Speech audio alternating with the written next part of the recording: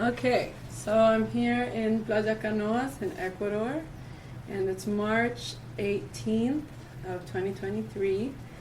And I'm here with Melanie, who I met the other day on the beach. Well, actually, I'd seen you surfing before that. I was like, wow, she looks like an amazing surfer.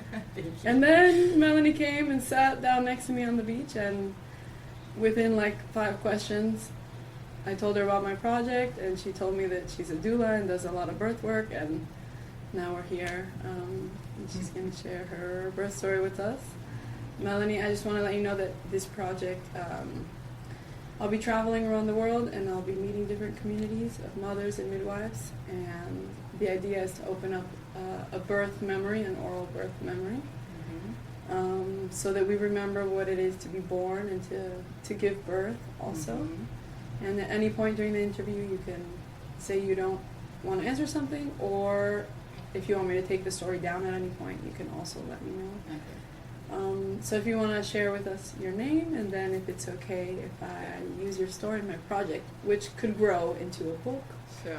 or project. So my name is Melanie Summerton, and I would love to share my story because I think it's so important for other women to hear positive birth stories.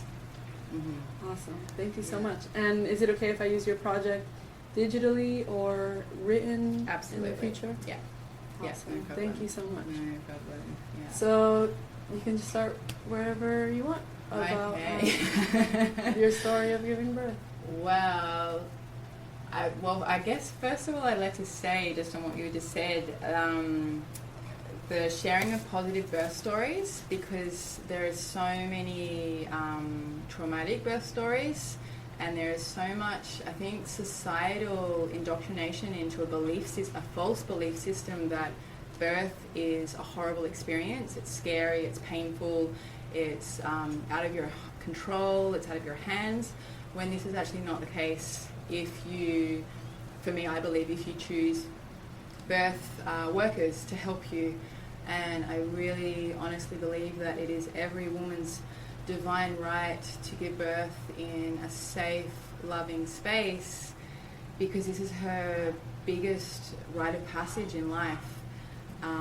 So I love what you're doing, and I really, really, really know that women need to hear positive birth stories, because all they see is these horrible images in Hollywood movies and stuff like that, that portray something that isn't truthful. I just want to say that. So my birth story, wow. I actually wasn't planning to get pregnant, even though I really wanted to, but we weren't trying. And I had just gone to India to do a yoga training, and I just had this amazing practice in the morning, and then I was walking home and I went into this little crystal shop, and this Indian guy, he's like, "Namaste ji, let me read your hand." And I was like, okay. So he starts reading my palm, and he says, "Oh, you're on a great spiritual journey." And I'm like, oh, come on, everyone in India is. And then he's like, "Oh, you met the love of your life when you were 26, 27. I'm like, oh, yeah, kind of close. And then he says, "You have something in your belly. Oh, you lucky lady." And I said, no, I had really bad deli belly last week. And he's like, no, you lucky lady. And then I just walked out thinking, oh, crazy man. And the next morning I woke up and I was sick, and it wasn't deli belly. And I went straight to the pharmacy, I did the test, and I came back with 2 lines.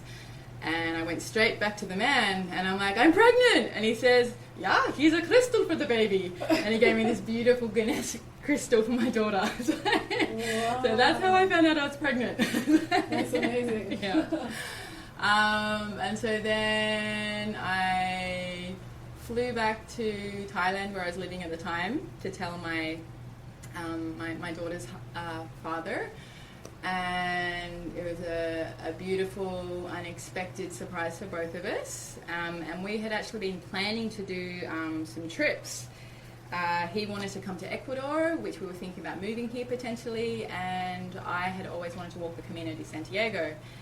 So we decided that this was the last time we were ever going to be by ourselves. So I walked the Camino de Santiago from France all the way across Spain when I was 5 months pregnant with my daughter. And it was one of those beautiful experiences just to be so free. All you have is the backpack on your back, and every day you just wake up and you walk until you can't walk anymore, and then you go to sleep and do the same thing the next day. And so to do that journey, feeling my daughter growing inside of me was a really amazing journey for me. And I had a lot of resistance from people, everyone saying, oh, you're pregnant, you can't do something like that, because it was over 1,000 kilometers. But for me, I realized, and the doctor who checked me, he said, well, you're not sick, you're just pregnant. And this was a very empowering thing to remember, that pregnancy is not a sickness, it's not an illness, and you are so strong, and if you take care of your body, then you can do beautiful things while you're still pregnant. So don't ever feel that like it's a disability. So then on my very last day of finishing a 1,000-kilometer hike across France and Spain, this woman came up to me and she says, oh, did you know that they call you the Camino champion? And I was like, why is that? And they said, because you walk so fast. And I'm like, oh, I'm actually walking slower because I'm pregnant. And she's like, you're pregnant? Oh, but that's bad for the baby. And I'm like, I just finished today. So again, there's like, people really think that because you're pregnant that you shouldn't do things, but you can, and you should. I was also surfing through my pregnancy. I surfed all the way up until I was 4 months pregnant, and then it started to feel a bit uncomfortable. So I just listened to my intuition, and I stopped surfing. But all those amazing moments that I had in my pregnancy, it meant that she was receiving that in my womb. And even though she doesn't remember that, those energies that I created from having a really positive pregnancy, that goes into the baby.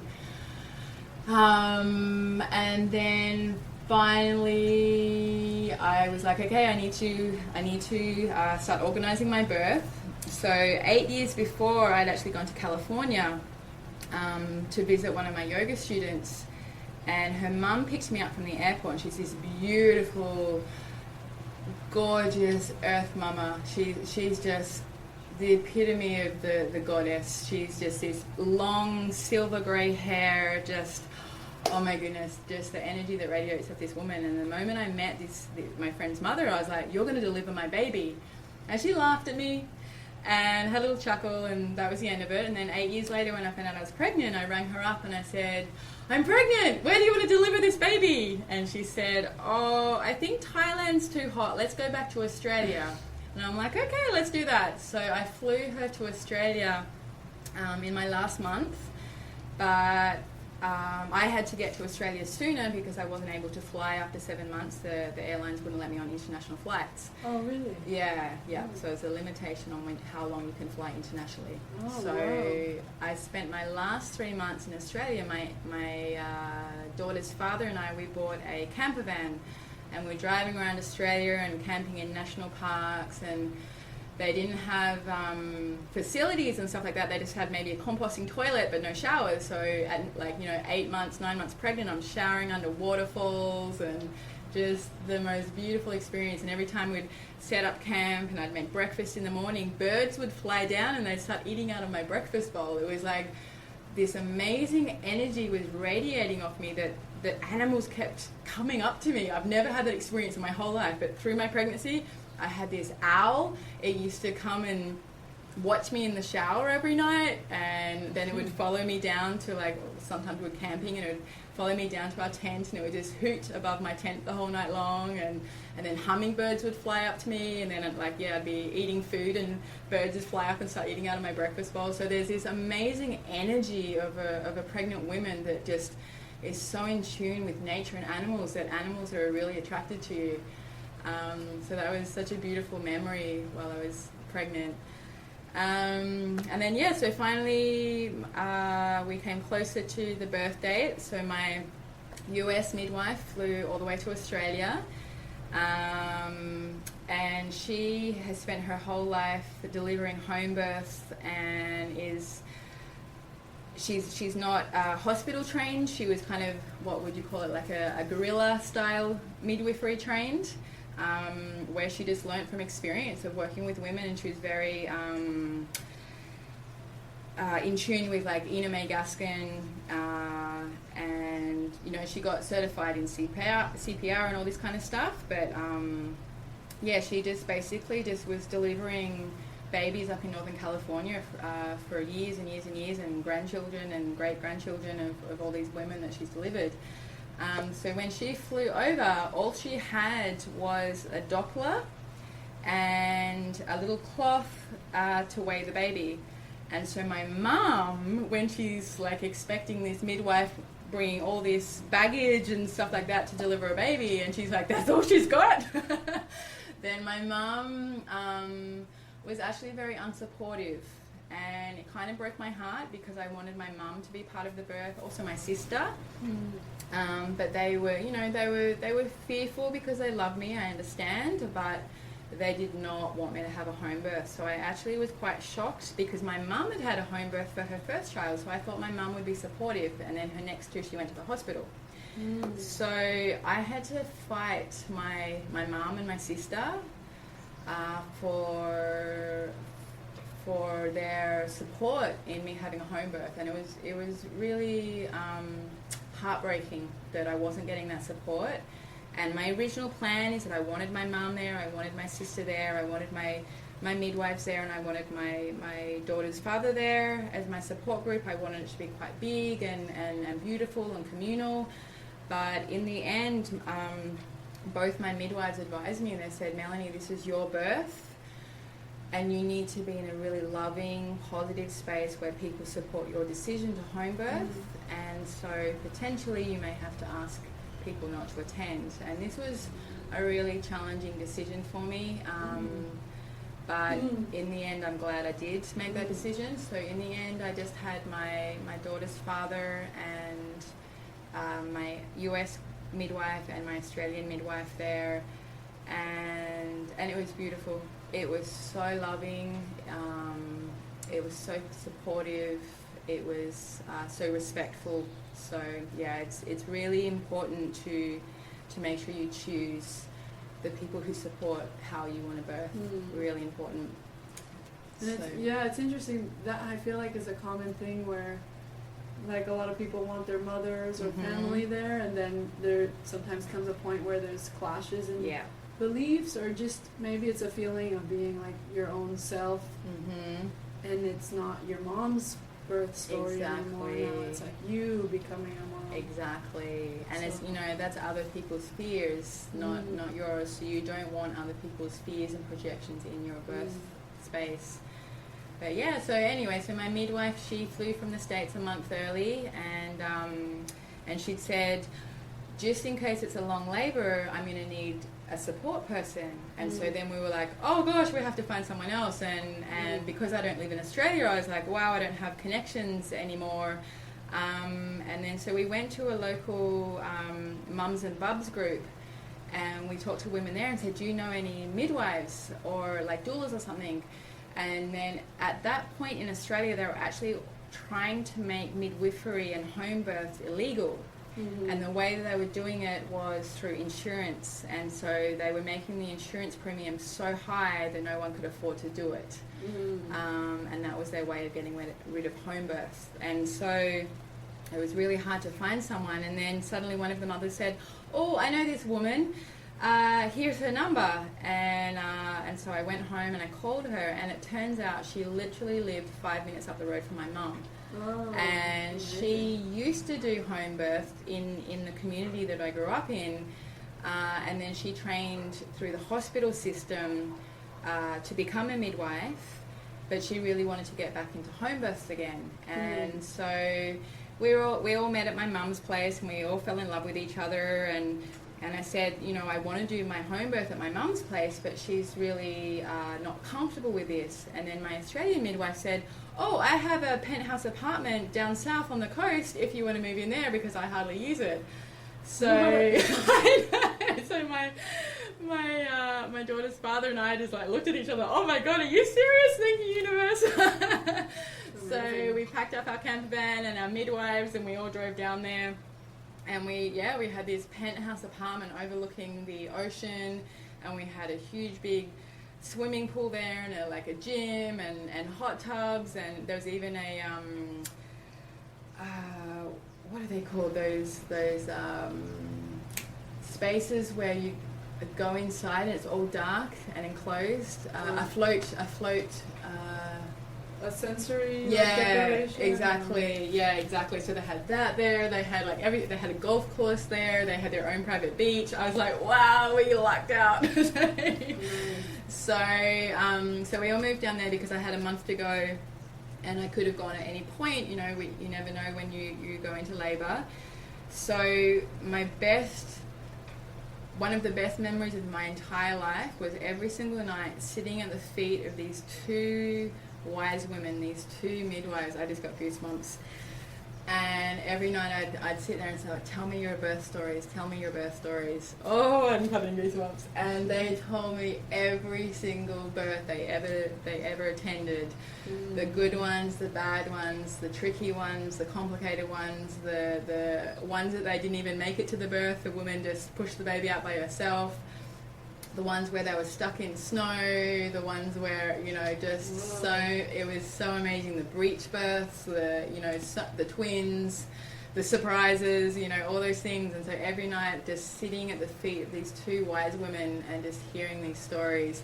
And my daughter's father, he would joke, he's like, oh, we could deliver the baby ourselves now, you know, you've learnt it all. So... and he questioned me, he's like, aren't you scared hearing these, like, you know, more intense birth stories? And I said, no, like, you know, it's all part of it. And you know, the more I know, the more I understand it, and then the more I understand it, the less fear I actually have, because fear is only from when you don't understand something. Once you understand something, the fear is taken out of it. So I loved hearing those birth stories. It was just magic. And then finally the due date came, and there was absolutely nothing going on, and my sister had flown up from Sydney with her daughter, who was a year older. She was a 1 year old. And so every day we just went to the beach, we were hanging out, we was, you know, trying not to put any pressure that I was passing the due date. And then we were starting to think about, oh, maybe we could take some black cohosh or something like that, and, you know, start inducing naturally, you know, but still trying to keep the pressure off. But for me personally, I was having the most beautiful experience being pregnant, that I actually didn't want to give birth yet. I loved being pregnant, and I remember hearing, like, whales are pregnant for like 24 months or something. I'm like, I wish I was a whale. I loved it. And I have to say, I've never felt so beautiful in my whole life. I just felt so, oh man, just so stunning, so in my feminine, so powerful, so beautiful, so voluptuous. I felt like a goddess. I just felt so beautiful when I was pregnant. I loved it. And I was so at peace, because, you know, I would waddle along like a little duck, with my beautiful big belly, and I just, everything was just so, I was really, like, you know, they say that when a woman's in labour, she's in a different world, and I felt like through the pregnancy I was in a different world, and I loved being pregnant. So being overdue, for me, it was no issue. And my daughter, her and I would do Morse code, so she would kick, and I would tap, and then she'd kick, and I'd tap on my belly. So we were having this amazing time with each other, and then finally, one afternoon, I was about to say goodbye to my sister and my niece, my 1 year old niece, and she reached out of my sister's arms, and she just started rubbing my belly and said, "Baby's ready." And my sister and I looked at each other and we're like, "What?" And we said, "Oh, that was strange." And then we walked, you know, we said goodbye, and I went back to our place, and then that night I went to the bathroom, and this thing came out of me, and I was like, oh my god. And my daughter's father was cleaning his teeth at the time that I was peeing, and I'm like, baby, look at this. And he's like, oh my god, what's that? So he raced across to my midwife's room, and he knocked on the door, and he's like, what is this? And she picks up the tissue paper, she looks at it, gives a little smell, and she's like, that's your mucus plug. Yep, you're going to have a baby. She was just so matter of fact about it. And then she said, now go and sleep. And of course we didn't, because we're so excited and we're up all night talking and like, is this it, is this it, la la la, you know, even though everyone says you're supposed to sleep before labour. And then the next day nothing happened and we're like, oh, okay. And my midwife's like, don't worry, you know, it can take a few days, the mucus plugs come out, you know, no pressure, no pressure. So a couple of days later I'm hanging out with my sister and my 1-year-old niece again at the pool and ready to say goodbye. And then she leans over and kisses my belly. And after what happened the first time she touched my belly and said, baby's coming, we were kind of like, wow, she just kissed my belly. What does this mean? What does this mean? And then that night I started to go into labour. Wow. Yeah, so we call her the baby whisperer. So I just was having soft contractions that night, you know, it's kind of like pre-labour and stuff like that. And I could sleep, and then sometimes they'd wake me up, and I didn't bother waking up Ocean's father. I just knew that it was, you know, still too early, but you know, it was exciting, it was beautiful. And then the next day I told my midwife, I said, okay, they're getting stronger now. She says, okay, let's go to the hospital and just, you know, check it out, make sure everything's legit. So we went to the hospital to meet my Australian midwife, because she really wanted to feel comfortable through the hospital system, because she had a very different experience with her training. So she was very more hospital based. So we went there just to kind of appease her, and they checked me, and they're like, oh, the baby's still really high, you know, I don't think you're in labour yet, you know, just relax. And I was like, but inside of myself I'm like, no, I feel like I'm in labour. And I'm like, okay, that's okay, if that's your opinion, that's fine. But in my heart and intuition I felt like I was in labour. And then so we got home and I was like, I want to go to the beach. So we went down to the little private cove, and I was just sitting there, and it was quite a rough day, and I was sitting there with Ocean's father, and I was tuning into the waves, and I'd watch them as they formed, and then my contraction would start just as they were crumbling. So I was timing my contractions with the formation and the crumbling of the white water of the wave, and it was like we were in tune and in sync with each other. And it was like mesmerizing, and I felt like I was just in this meditation for hours and hours, just watching the waves crumble as my contractions crumbled with them. And I could feel it getting more intense through the day, and then I was like, okay, this is really starting to kick in. And I said, I need to get in the ocean. And my ex was like, but it's really rough today, like it's dangerous. And I'm like, I need to get in the water now. And he's like, okay. And he was quite worried, but I just knew, I'm like, that pull to the ocean was so strong. And I just stripped off, and I got goosebumps again. As soon as I was in the water, it was just, any intensity from the contractions was taken away as I was, you know, being crushed and supported and in tune with the waves. It was just, the contractions just no longer existed for me. It was the perfect space to be. So he's freaking out. I'm in bliss. And spent the whole rest of the day in the ocean, and then the sun started to go down. I'm like, okay, I think it's time to go home. So we started walking back, and we met my mum and my sister and my niece on the path. And my mum just looked at me and she's like, oh, it's happening. And I'm like, yeah. And then my niece leant over again and touched my belly, and she's like, baby's coming. And we just laughed at her again, and then we're like, wow, she knows this is it. So then we had to cross the golf course to get back to the room, to the apartment. And I'm walking along in my bikini with my big belly, and then suddenly I'd stop and I'd have to bend over and and breathe through the contraction. And I'm like, okay, I'm good again. And there's all these men playing golf. And they're just looking at me going, what the hell is happening?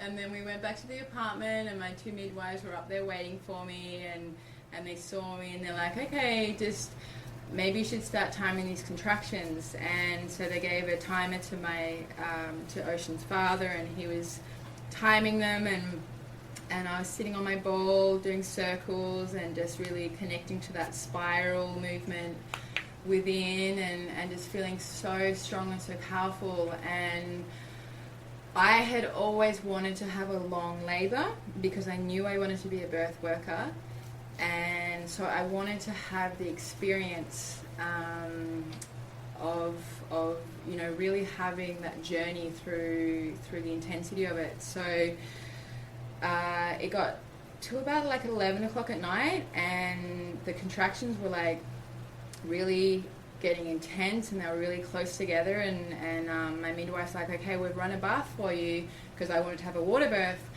And they're like, I think you're getting close, Melanie, like, do you want to come down and get in the bath? I'm like, yeah, okay. So then I got in the bath, and I remember my midwife sitting there holding a straw from a fresh coconut up to me, and she's like, you look like a mermaid.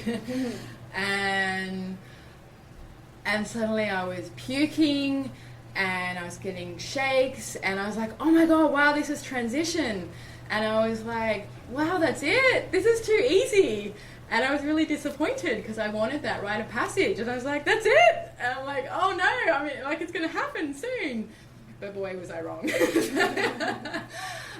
So then being in the bath actually was slowing my contractions down. So my midwives got me out, and then I was on all fours and doing circles and stuff like that, and starting to moo like a cow, and then we'd get back in the bath because it seemed like my contractions were like strong enough now. Okay, let's get back in the bath. But then every time I got in the bath, it would slow me down. So it was like, get out again, in again, out again.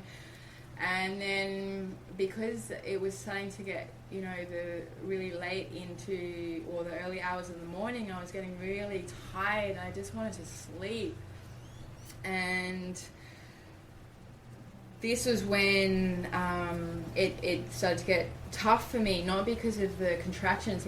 Contractions were intense, absolutely, but my mind was so focused. I was fine with the contractions. It was just the tiredness. It was just, I just want to go to sleep.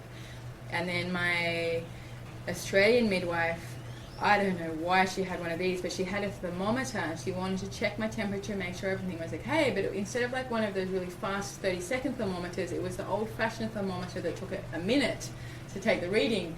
But my contractions were like 30 seconds apart and a minute and a half long. So she's putting it in my mouth, and I'm like, oh my God, I'm going to go into a contraction, and I've got this like mercury inside of my mouth, and I just want to bite it, but I can't because I don't want to explode the mercury, and I'm like, ah! And so it really, that was the one time it threw me off, and I lost my focus and my rhythm. And that was the one time when suddenly I went down this dark tunnel, and fear just suddenly seeped in. And I was like, I can't do this. And I suddenly felt afraid and didn't believe, and I lost my self-belief. And my Ocean's father just grabbed my face, and he looked at me and he said, breathe.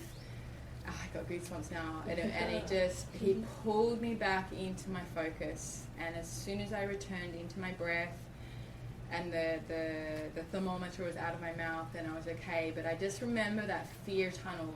So it was amazing, because now I understand where women go when they're, you know, in a hospital environment, and they're being talked to, they're being pulled out of their focus, and then they go into that fear tunnel. So it was really, it's a scary place to be. So it's so important to be protected in your birth space, so that you don't get pulled out of that animalistic, focused mind that you should always be in. So it's really interesting to experience that, because I can see how suddenly you give up. You think you can't do it. But then, getting pulled back into my breath again, and I return back into my power and my space again. And then the sun started coming up, and I knew my Australian midwife had to go and go to the hospital to do her shift. And by this point, I was so tired, I just wanted to go to sleep. And so I felt like a drug addict, and I'm sliding up to her, and I'm like, Emma, please take me to the hospital. I just want to go to sleep. The birth is fine, I can do it, but I just want to go to sleep. Can I just have an epidural so I can go to sleep? And she's looking at me going, Melanie, you're about to give birth. Like, you're not even going to make it down the elevator. And I'm like, oh, you bitch, just because you want a home birth. I'm like, I just want to go to sleep. And she's just laughing at me. And then finally I just surrendered. I was like, you know what? Fuck this. I don't want to give birth anymore. I want to go to sleep. And then as soon as I surrendered, Ocean started pushing. And I was like, no! And so she started pushing, and I was like, no, I want to go to sleep. So I did a Kegel, and I pulled her back in. I'm like, I'm not giving birth. I want to go to sleep. And she starts pushing, and I Kegel her back in, and I push, and she pushes, and I Kegel. And so we're having this little battle. But you know what? It was meant to be, because she came out as a 9-pound baby. She was big. She was like so long and so healthy that I really believe that little battle that we had was meant to be, because I didn't have any tearing, no issues, whatever. So I think that just helped expand me more, that push and pull that we were doing with each other.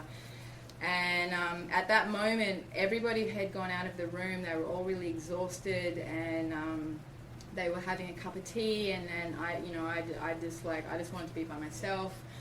And suddenly, as she pushed, I gave this enormous grunt, and then everyone raced in, and my sister came at that moment, and I was holding this tennis ball so tightly, and I remember her pulling my fingers off the tennis ball, and she says, "You're gonna hold my hand, even if you break my hand, hold my hand, I'm here for you." And it was such a beautiful connection to have to my sister.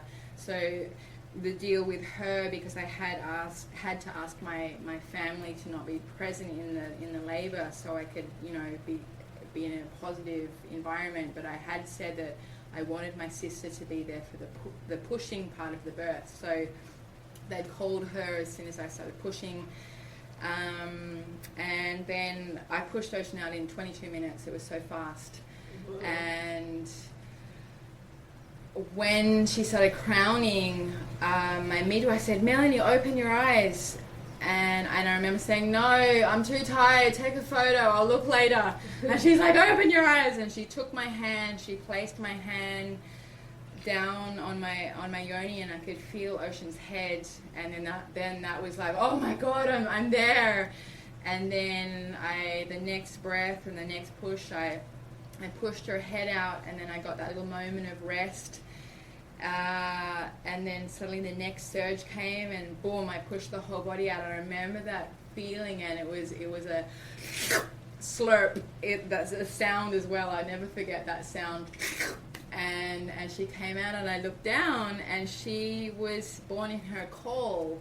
So the first sight of my daughter was, I thought she was a seal. And because she's half Irish, I love Irish mythology, and I love the Selkies. And my first belief was I gave birth to a Selkie. And it was, I just want to say, it's a Selkie! And then her father put his fingers into the caul and pulled it off her, and the cord was wrapped around her neck 3 times, and he gently just lifted it off. And it was, it was a very slow, beautiful, normal movement. There was no panic, because in the Western hospital system, if you have the cord wrapped around the neck, it's danger, danger, danger, even though it's a very normal thing. So everything was just so normal and so natural. There was no pressure. There was no, everything was so relaxed. And so I just remember him just slowly wrapping the cord off her neck, and then he placed her on my belly, and then she just was making these little meowing sounds, and then she just did this beautiful scream, and she just screamed her life into my ears, into my soul. That sound of her first cry. And then she kind of, I guess it must have taken a while, but it felt also quick by this point. But she kind of crawled her way up onto my breast, and she wrapped her lips around my nipple, and she just went for it, and she instantly took to my breast, and we had no issues with breastfeeding. It was just straight on, and she didn't let go for 3 years, basically. So for me, I loved breastfeeding. It was such a beautiful thing. But yeah, so she latched on straight away. We placed her on my belly, and she found her way to my breast naturally. It's amazing how these babies they just wiggle their way up naturally. So she found her way onto me, and then everyone was crying. It was beautiful. My sister's actually a professional photographer, so she was doing these beautiful birth photos, and then everyone left the room, and my mum came in at this point, and so I'd chosen that I wanted my sister there for the pushing stage, and then my mum was going to be there for the birth of my placenta. For me, I felt that was a beautiful connection, because my mum had delivered me, and then delivered my placenta, and I have my belly button connecting to her umbilical cord, and now she was going to help me with my process and birthing the placenta, and I didn't cut the cord. We were all still connected and everything, and then so my mum came in and assisted me with that, and she helped hold me up so I could squat over a bowl and birth the placenta, and then she helped cut the cord. And for me, that was a really beautiful symbology to have my mum part of that placental birth. And then suddenly I felt so exhausted, and I was like, I just have to go to sleep now, please. I'm so sorry, everyone.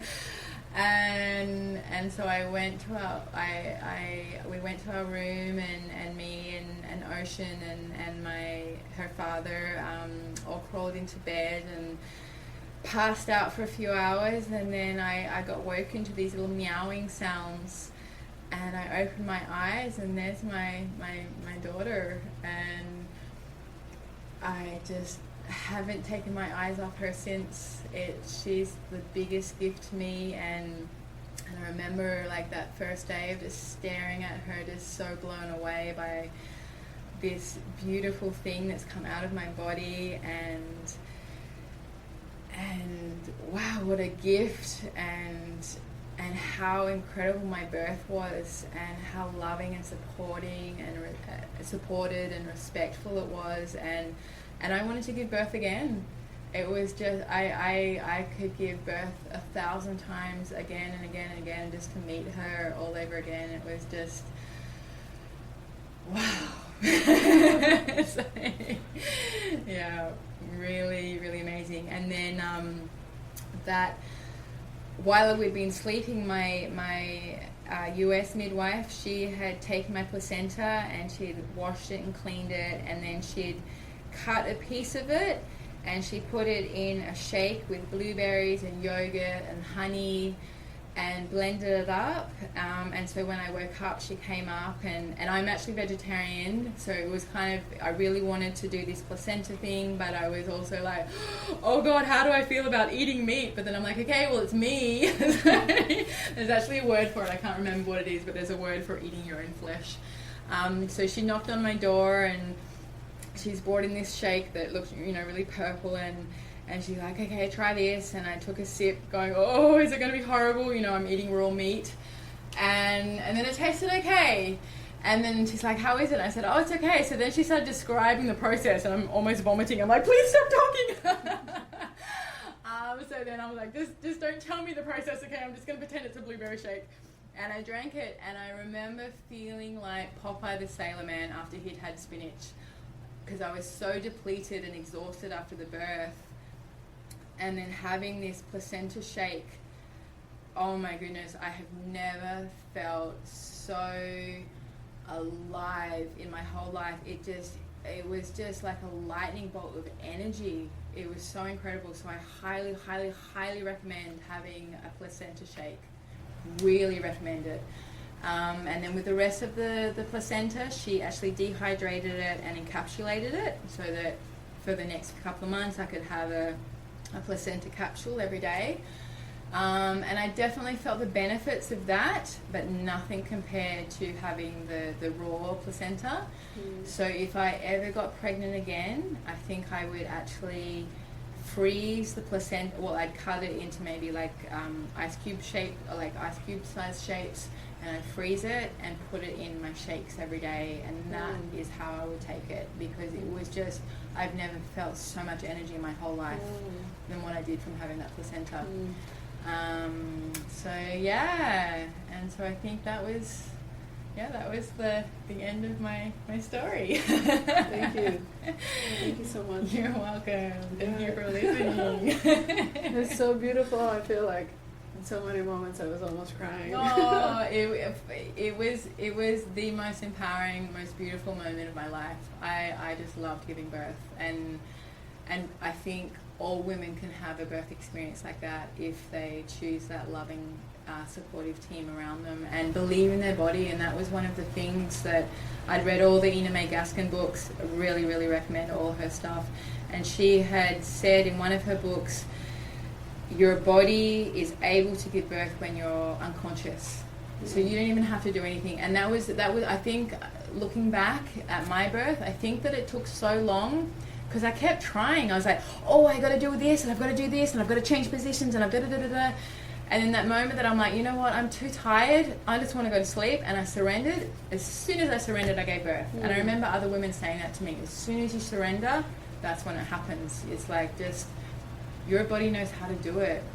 Just trust it, and it does it. So, yeah.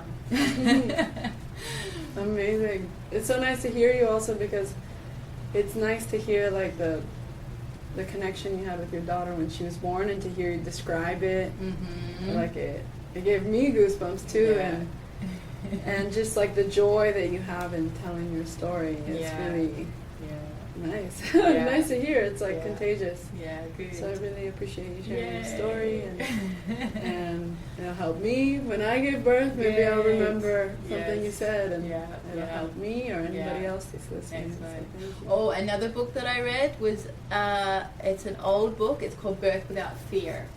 Birth Without Fear. Yeah, and it's written by a male doctor. I think back in the 1930s. I think he wrote it. But he was just so ahead of his time, and it was back when women were giving birth and they were anesthetized. So they would be knocked out, and then they'd wake up and they've got this baby, and they were like, is that even my baby? And there was a lot of disassociation and disconnection because the woman hasn't been through that trial. And so he started having these women who were saying, please, I want to give birth without drugs. And he realized that it's a rite of passage, and he realized that a lot of the interference that the hospital system does is because of the male ego, because their role is, they feel that they have to protect the woman. And you know, yes, absolutely, the masculine energy should protect the woman. But in birth, it's not the place for the man to have to protect her. It's a place for the man to hold and support her, because there's nothing to protect her from. This is her incredible journey into, you know, another world. And so when the Western medicine or the Western doctor is coming in and saying, oh, I can save you with drugs that make you not feel anything, that numb you or knock you out, or, you know, separate you from this sensation, then they think that they're helping you and they're saving you and they're protecting you, but it's actually taking you away from your experience and your rite of passage. So this doctor discovered this, and you know, there's that whole system of, if enough people believe it, then it becomes true. So now, because of society saying that birth is painful and scary, so now society believes it's painful and scary. So my whole pregnancy, I refused to say that it was going to be painful and scary. I would say the contractions are going to be intense. I need to be focused, and I believe in myself, and I believe in my body. And so there was no fear, and there was no talk of pain throughout my pregnancy, so that by the time I was in labor, that didn't even enter my head. So I think collectively, if we start to tell positive birth stories, and then collectively we can again believe that birth is actually intense and it's laborious. That's why it's called labor. But it doesn't have to be scary, and it doesn't have to be painful, as long as you're focused and supported. So so Birth Without Fear was another amazing book to read. Really opened my eyes. Super cool. I'd love to read that. Yeah. Maybe you'd be interested in sharing a little bit of your work here in Ecuador and your birth work. And, Yeah, for sure. And just how it works. The little bit you told me sounded really interesting. Yeah. So. Okay. So even before I got pregnant, I knew that eventually I wanted to be a birth worker. And then after having such a positive, empowering birth experience myself, then I would really wanted to help women have the same experience that I could have. So after I'd given birth in Australia, I went back to Thailand where we'd been living, and one of my friends, she had gotten pregnant almost directly after me, so she was like 2 months behind me. So when she was reaching her due date, I went and visited her, and I started doing pressure point massages on her feet, and it was helping to bring contractions on. I cooked her eggplant parmesan because that had helped my sister go into labor for her overdue baby. And so we were like all expecting something to happen, and then nothing happened. I was like, oh, okay, well, I'm just gonna go home. So then I went home and I went to bed, and then the partner called my partner and said, oh, I think she's in labor. And my partner said, oh, Melanie's sleeping, call us tomorrow. And I could have killed him for it because I really wanted to be part of that birth. I was like, why didn't you wake me up? And he's like, oh, because you had the baby. So I missed being her support person through her labor. But then when I woke up and he told me, I immediately rang them, and they were like, oh, we're at this stage, what should we do? And I'm like, you need to get to the hospital right now. And so they raced off to the hospital, and they and she delivered basically straight away. But it was such a beautiful experience to be there the day before, massaging her feet and helping contractions begin, and cooking for her, and it was just such a beautiful moment, and really like sacred moment to be invited into someone's birth space. So that was kind of my first experience of being in someone else's birth space. And then after that we moved to Ecuador, and one of my friends got pregnant here, and she was my yoga student, and so I was teaching her prenatal yoga in my normal everyday yoga classes, and I'm like, right, everybody, we're doing prenatal yoga from now on, and at the end of class I'd get my students to put their hand on her belly and send good intentions, and everyone was loving and crying and just having this beautiful connection with this pregnant woman. And she said, Melanie, I want you to be part of my birth. And she's like, can you train up for it? I'm like, okay, well, we've got like 9 months, let's do this. Or like 7 months by that point. And so I found a course that I really resonated with, and started training up to be a massage doula. And because I already do massage and yoga and stuff like that, so I kind of felt that style of doula work really resonated with me. So I was training up to do that, and giving her massages every day or every couple of days, and teaching her yoga, and just having this beautiful experience with her. And then right at the end of her pregnancy, she was coming to me to get a massage, and she had swelled up really big all of a sudden, and I was like, okay, this doesn't look right. And then she started getting a headache, and I said, and she was supposed to be coming to me to get a massage, and I said, I think you need to go to the doctor and get checked out. Go to the doctor and then come see me. So she went to the doctor, and it turns out she had preeclampsia. And so she was immediately raced off to the hospital, and they gave her a cesarean straight away. And it was really heartbreaking because through her pregnancy, we had all these discussions on what she was most scared about in her pregnancy and birth and labor and all that kind of stuff. And for her, what terrified her the most was having a cesarean. She really wanted to have a natural birth. And so for the universe to just turn around and give her preeclampsia and force this cesarean on her, like, within moments of going to the doctors, you know, I didn't even have time to get to her to support her, so I was on the phone to her instead. And she just accepted it. You know, we were talking on the phone and she said, okay, this is what I have to do. And I was like, you're being faced with your biggest fear, and like, wow, this is such a incredible moment for you, because this is the thing that you didn't want most of all, you know, and now you're actually going through it. And she went into it with really an amazing acceptance of it. And so so she had this cesarean, and then it was really heartbreaking for me because she had to be taken several hours down the coast because the baby was premature. And then I was on the phone to her constantly, and they were feeding the baby formula milk, and I was like, why can't you pump? Like, give her breast milk and give her the colostrum. And they don't really support that here, unfortunately. It's a very huge society of cesareans and formula. And her mother was there, and her mother had a really bad breastfeeding experience. And so when they finally took her to meet her daughter 4 days later, they just literally fed the baby with formula. So when she put the baby on her, she rejected her because she was full.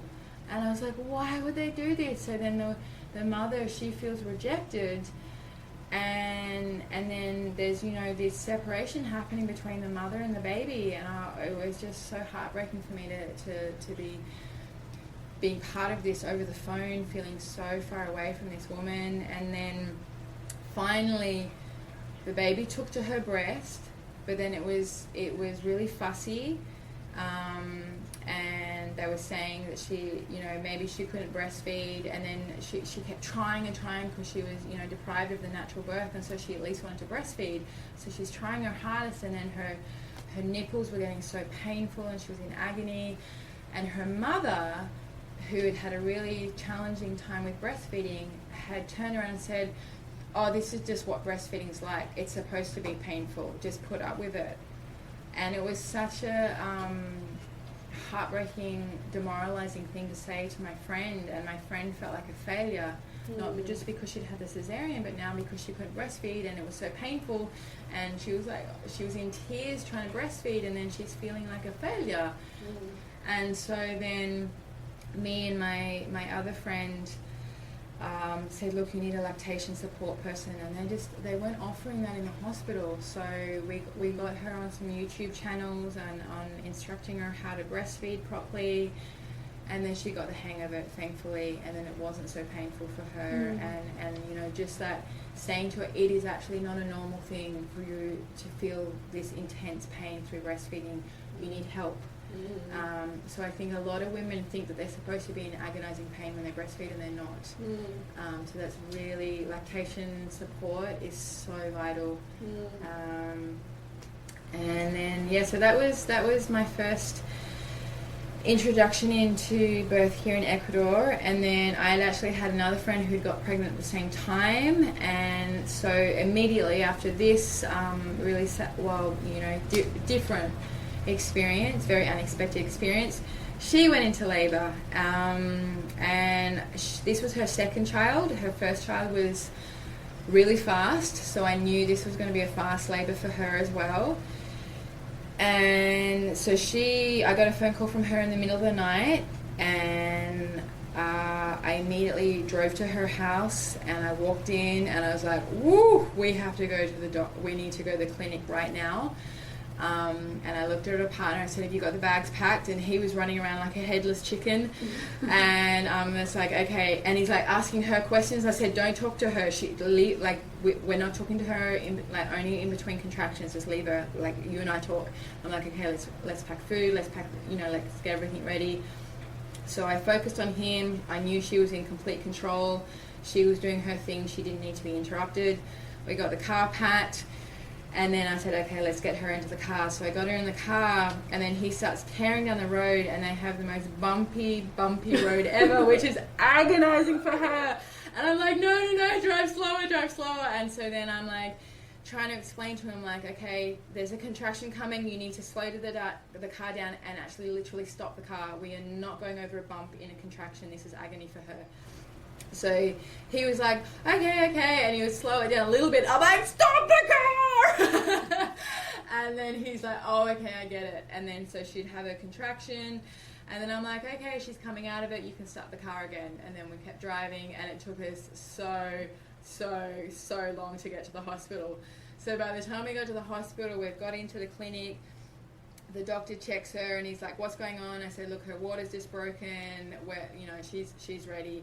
And he's like, okay, well, my clinic is actually under repair, so we have to go to another clinic a few streets up the road. And I'm like, oh, God. And she's like, I am not getting in that car again. I'm like, okay, I'll walk her up. And the partner was going to drive the car around. So we're walking through the streets at 2 o'clock in the morning. There's drunk people, and they're looking at us going, what's going on? And she suddenly grabs me around my neck, goes into this really strong contraction. And then we keep walking past the drunk people, and we get to the clinic, and the doctor's there, and he's banging on the door trying to open the clinic, and no one's answering. Suddenly she says, I need to push! And the doctor, his face just went white, and I could just see this fear, and he's like, I'm not trained to give birth in the street! And I'm like, oh my God, I'm gonna have to do this. So I grabbed the yoga mat out of the car, and I put it on the street, and I said, okay, we have to work against gravity. And I said, get down on your hands and knees, stick your butt up in the air and start kegling and keep that baby inside. And so she starts doing this, and then finally the clinic opened its doors, and we race her into the room, and we have to put on all the silly like hair nets and all that kind of stuff and cover our shoes, and I'm just in flip-flops, and at that point they had never had a doula in their clinic before. So through the pregnancy, my client, she'd said, I want to bring Melanie into the birth. And they said, no, you're only allowed to bring one person. And she was like, okay, well, I'll just have Melanie all the way up until the door, and then I'll bring my partner in. But by this point, the doctor was like kind of so freaked out and going, oh my God, what did this woman just do? Okay, she can come in too. So they let me into the birthing room. That's awesome. Yeah, it was real. I was like, I can't believe this is happening. So we got into the birthing room, and he's never used this room before. So they try to set they've got this horrible, really old-fashioned contraption with stirrups, and they're going to like separate her legs in these metal claws and tie her ankles up with string to keep her legs in the claws. And I'm like, what is this? It was like a torture chamber. And then the actual bed, the back of the bed wouldn't lift up because he didn't know how to use the bed. And so he's like, lie down. I'm like, no, that's the most uncomfortable position for her to be in. And I said, no way. So I got the partner, the husband, up on the bed behind her to support her. So it actually became really beautiful. So he wrapped his body around her and kind of became her armchair, so she could lean back into him while her legs were tied up in the stirrups. And then by the time all this was happening, her contractions had begun to stop. And there's fluorescent lights, and there's 10 people in there, and there's one of the assistants, he's got his phone and he's playing reggaeton, and the woman looks at me going, are you in between contractions? And she's like, are you serious? And I've just looked at the guy, I'm like, she's in labor, turn that off! And he's like, what? So it was just so insane. Why would you have reggaeton playing like in a birthing setting? So he's like looked at me going, okay, I'm turning it off. And then the contractions had slowed down, so then I started doing her pressure points on her feet. And so I'm working on one side and I'm pressing them, and I didn't realize, but the woman told me later that this other guy started copying what I was doing on the other leg. And then suddenly her contractions started kicking in again. And the doctor's sitting there watching going, oh my God, what is this witch doctor? She's like, the contractions have stopped and now they're starting again.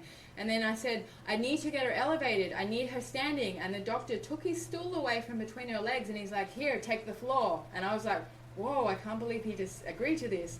So he gave complete power over to me, and I got her standing up, and I said, okay, I need you to wrap your arms around me and then go into a really deep squat on your next contraction. So she squatted down and she roared, and then suddenly the baby starts coming again, and it was so beautiful. And then I knew the doctor wanted her up on the bed because that's how he's used to doing it. So I'm like, okay, get back up on the bed, make the doctor happy.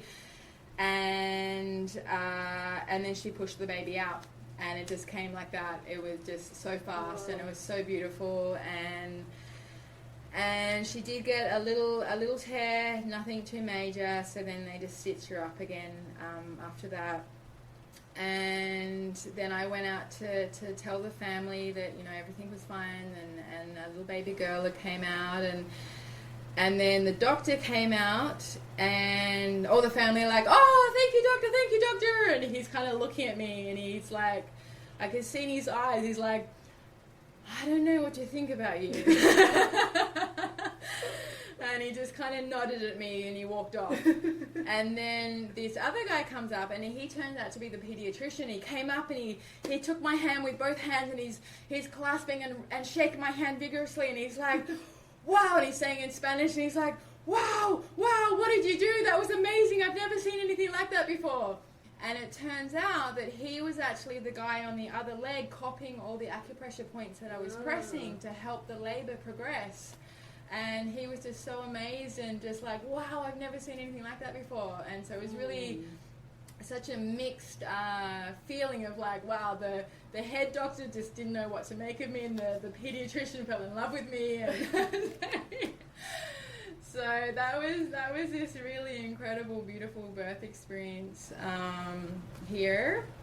And then the next one that I had was it was another second birth, and so we kind of had already kind of an understanding of how the birth was going to be. We knew it was kind of going to be a medium length birth because her first birth had been like that. And they were like, these are actually my best friends, and their first daughter is my daughter's best friend. So there's this deep love between the three of us, the mother, the father, and me. So it was a very special bond. And they had actually moved into the house next to me a month before because they live out in the countryside, and they were going to be too far away from the hospital in case something happened and it was rainy season and they can get stuck in the mud. So they moved in next to me. So basically we were living with each other for the last month. And then one afternoon the husband, he called me and he's like, Melanie, it's happening. And I went over and I sat down and I sat there with her, and I'm looking at her, and she's having contractions, and they're strong, and they're a minute apart, and I'm looking at her going, she's not ready. And he's like, but they're a minute apart. And I'm like, she's not ready.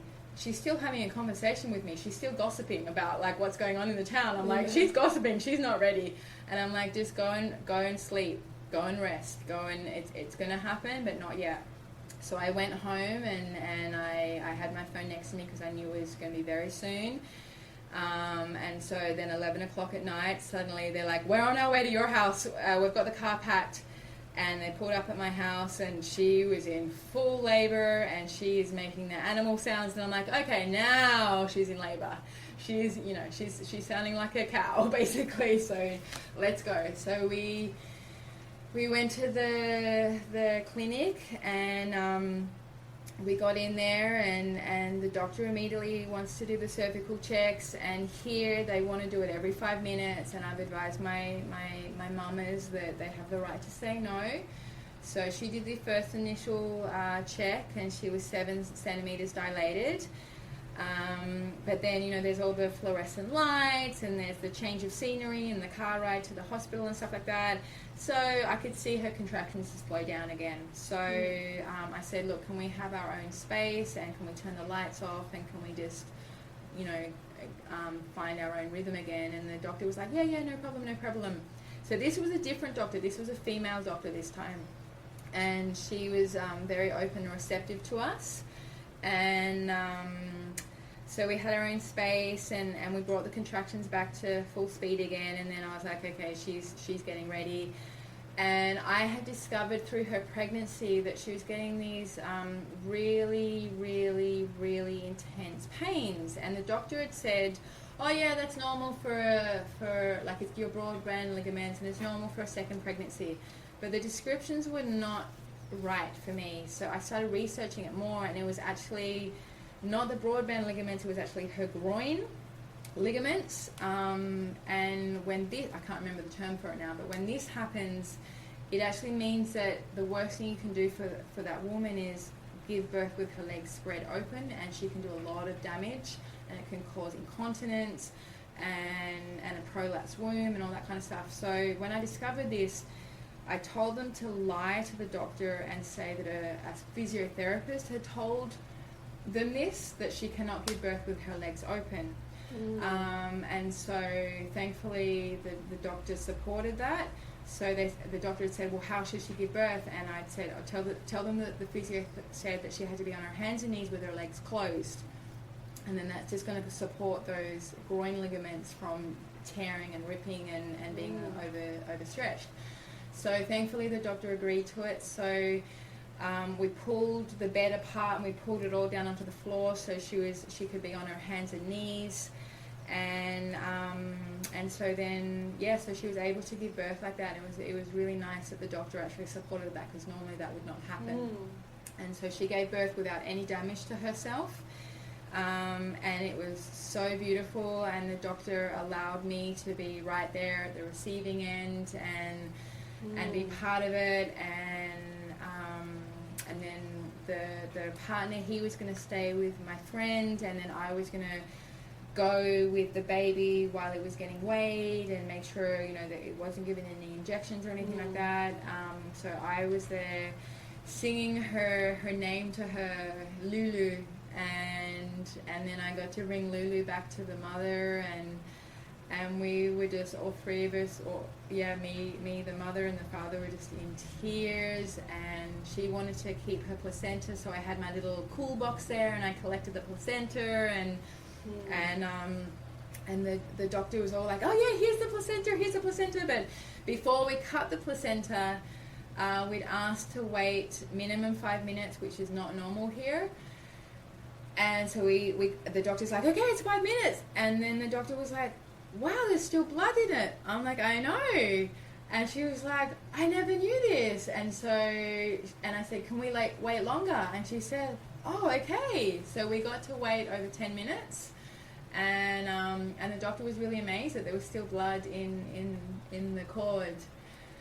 And sorry. Yeah. Do you mind if we have the room for a little bit? Yeah, don't change. Sorry, that's okay. Gypsy, oh, you're such a good guide dog. You can see what I have. So sorry. That's okay. It's okay. Yeah, so it was a great experience for the doctor to witness how long the blood stays in the cord. And so then the next birth that I had there, the doctor was like, saw me with my cool box, and she's like, oh, okay, are you ready to get the placenta again? And I'm like, yeah, I want the placenta. And this birth was this second one with this doctor was a very, very long one. It ended up being a very traumatic birth. It actually made me want to quit doing birth work here in Ecuador because of what happened to this woman. But also now with hindsight and talking a lot of to my midwife about it and working through my trauma of what I witnessed, and and also what the mother said to me. She'd said that birth would have been so much worse if I hadn't been there to support her. So that made me, after a year, go, okay, I still want to do birth work. So after that birth, I still collected the placenta, and I was exhausted. We'd been at the hospital for a long time, very sleep deprived, and my Spanish isn't perfect. So when I was leaving, the doctor says to me, Melanie, in Spanish, Melanie, why do you collect the placentas? And I tried to explain to her in my exhausted, not very good Spanish, that some women keep their placentas because they're buried under a tree. Some women do placenta birth art, and it makes this beautiful tree of life when you do the print on paper. Some women encapsulate it. Some women cook it up, like in traditional American Indian culture. Some of them would cook it up like a steak, and they would share it between the mother and the father, because then it completes that connection between the mother, father, and child. Some women would eat it raw, like I did, in a shake. So there's all different reasons to keep the placenta. And so I'm trying to explain this. And then I was like, okay, I need to go home. I need to go to sleep. And then so I went home and I slept for like 12 hours solid. And then when I woke up really groggy, I kind of thought about what I'd said to the doctor, and I realized in my terrible exhausted Spanish, I'd said that I tried to explain that I ate my own placenta, but I think it came across as I ate them. I'm like, oh my God, this woman thinks I eat people's placentas. So yeah, that was the funny ending to that traumatic one. It's really interesting to hear about like how you're bridging between like more holistic birthing and also working with the healthcare system here, which in my opinion is a really difficult position to be in. Like in Costa Rica, I have a really hard time like sometimes connecting to the traditional healthcare system. So it's cool to hear, even in parts and pieces, that it can happen, and at the end, it is people, and like one person to another, and sometimes better than other times, sometimes worse, but exactly there's that possibility. Absolutely. So that's super special to hear. Thank you for sharing all those stories with us. You're welcome. And then I was going to ask you maybe one last question. Yeah. If that's okay for you. Sure. I wanted to see if you wanted to share anything about what your experience was like as a woman before, and now as that person who has had a baby and changed after that. Like, how was that changed from being before question. being a mom to after? Okay, so it's really funny because I remember because my sister had her baby a year before me. And I remember when I had come back to Australia and I was hanging out with my daughter's father and my sister and her husband, and I was in my pregnancy glow, and me and David were so in love with each other, and my sister and partner said, though, when the baby comes, she's gonna forget all about you. And I was like, no, I'm so in love with this man. He's the love of my life. And they had actually said that one day her husband had asked my sister, if you had to choose, who would you throw off a cliff first? And he didn't even get to finish the sentence, and she said, you. And me and my husband, my ex, hearing that, we were just like, oh, that'll never be us. Don't worry, baby, I love you so much. And then as soon as I gave birth, I'd throw him off the cliff. Yeah, I would always choose my child. But there's this amazing thing that happens to you when you give birth. There's this piece of you that dies. You make like the most beautiful, ultimate sacrifice. You let go of yourself, and you just, everything you do is for your child. Everything you do is to keep your baby alive. I remember one time when I was still living in Thailand, and we traveled to Malaysia to do some visa work, and we were on our way back, and Ocean got sick on the way back with a cold, and she couldn't breathe, and I was like, we have to stop and stay in a hotel and make, traveling's not good for her. And normally I had this little, you have a little pump thing that you can suck the snot out of the baby so they can breathe again. So she couldn't breathe because her nose was so clogged up that she couldn't breastfeed. And of course, breast milk is the best medicine. And also because she can't breastfeed, she's hungry, so then she can't sleep. So she's stuck in this cycle, and she's so uncomfortable. She's hungry, she's tired, and she's sick. And I don't have this pump to clear her nostril out. So I know this sounds so disgusting, but this is the perfect example of a mother's love. So I took her into the hot shower to kind of loosen up the snot stuck in her nose, and I sucked it out. And I know that sounds so disgusting, but I put my mouth over her nose, and I sucked the snot out, and I spat it out and washed my mouth out and cleaned my teeth and all that kind of stuff. But she could breathe again, and I instantly was able to put her on my breast so she could breastfeed, and then she could sleep, and then she could get better and not be sick anymore. And you tell that to someone who hasn't had a child, and they're so grossed out. They're like, that is so disgusting. You just you sucked snot out of your baby. But that's what that's what you do. And there's also that part of you that there's that part of you that dies because you become selfless.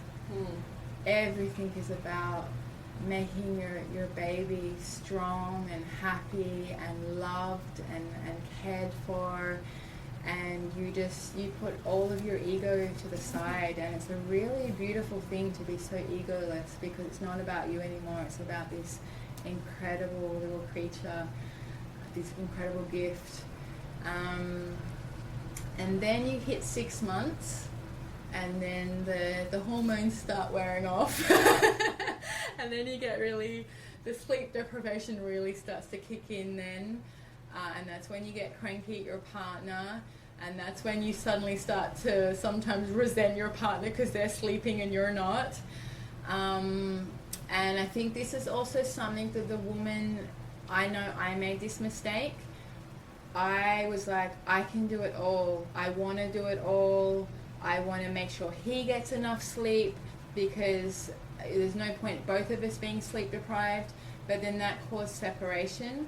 And then I was doing everything, and so that was something I wish that I could change now. I wish that I had shared the jobs more, rather than thinking I could do it all. And then I remember getting to she was 1 year old, and suddenly I had that feeling of like, hang on, where's Melanie? Does Melanie still exist? And then there was a longing for myself to come back again. And I noticed that with all the mothers that I've ever worked with, they get to about 1 year, and then they're suddenly like, hang on, there's me inside of me here. Like, I am not just a boob. I am not just a mother. I'm also me.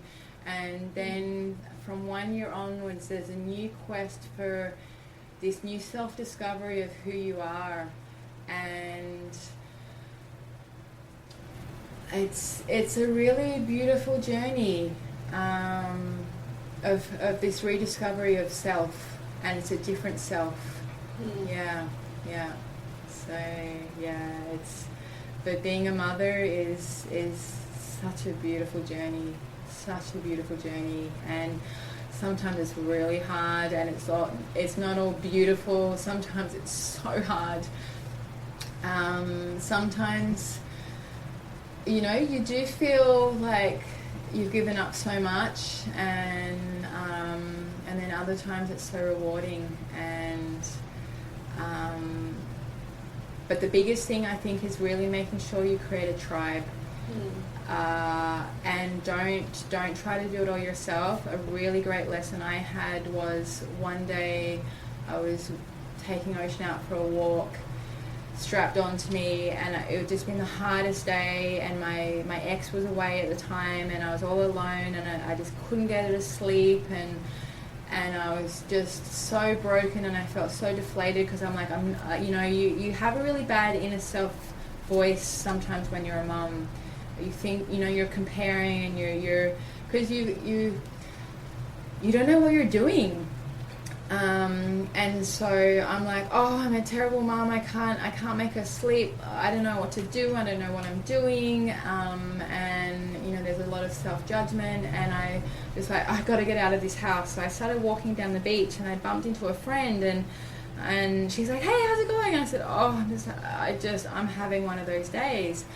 And she said to me, but Melanie, you always make it look so easy that no one knows that you need help, and so no one offers. And I was like, what? And so I really advise mothers, don't fall into that trap where you make everything look perfect on the outside when it's not.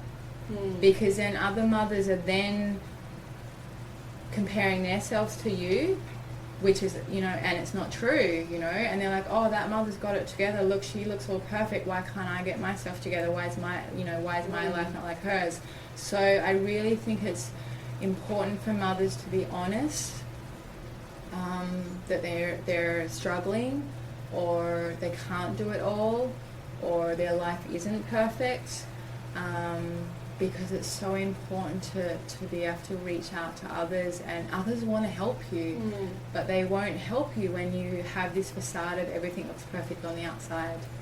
And it's like, society has changed so much that mothers are doing it all on their own now, whereas in the old days you had a tribe, you had grandmothers and aunties and sisters and other women all just passing the baby around, people even like passing the baby around between breasts, and that doesn't happen anymore, and women are exhausted and trying to be superwoman when it's just not healthy. So learning how to reach out to other women is really important and a really beautiful thing, because once you get that female community around you, it's such a blessing. Such a blessing. Yeah. Thank you. I feel like you shared so much good stuff, so many things to think about for a long time. Good. I really appreciate you being so vulnerable and also excited to share. It gives me motivation. Great. Okay, I'm on the right path. It's important to hear and speak these stories. Yeah. And I really felt like there was a lot of other women in the room with us here. Like when you're speaking, I felt like you were speaking to all of us. So thank you so much. I really you're appreciate welcome. it.